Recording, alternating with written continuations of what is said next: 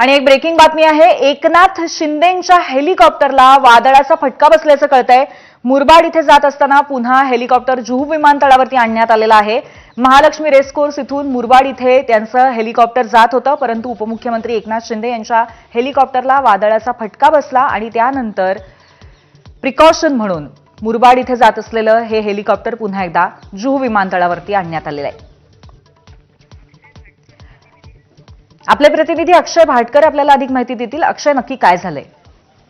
थोड्या वेळापूर्वीच कल्याणसह ठाण्यासह मुंबईमध्ये देखील अचानक एक वादळ आलं। धूळ मातीचा लोट अक्षरशः हवेमध्ये उडत होता आणि दृश्यमानता देखील कमी झाली होती। मात्र त्याचवेळी महालक्ष्मी रेसकोर्स इथून उपमुख्यमंत्री एकनाथ शिंदे आणि त्यांच्या सहकाऱ्यांनी एका हेलिकॉप्टरने उड्डाण घेतलेलं होतं। ते एक मुरबाडला जात होते एका लग्नासाठी।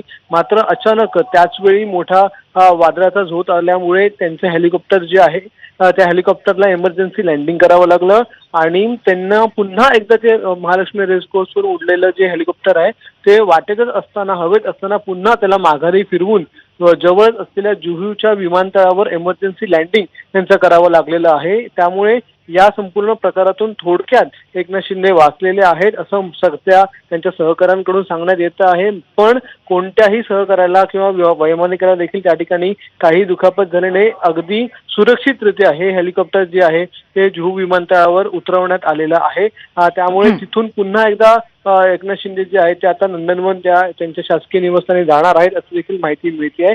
मात्र सुदैवाने या संपूर्ण या वादळातून ते वाचलेत असं आपल्याला म्हणावं लागेल। नक्कीच अक्षय, योग्य वेळी सतर्कता दाखवल्यामुळे हे हेलिकॉप्टर परतलं आणि त्याचा नक्कीच त्यामुळे कुठलाही धोका इथे पाहायला मिळालेला नाही। धन्यवाद आपण दिलेल्या माहितीबद्दल।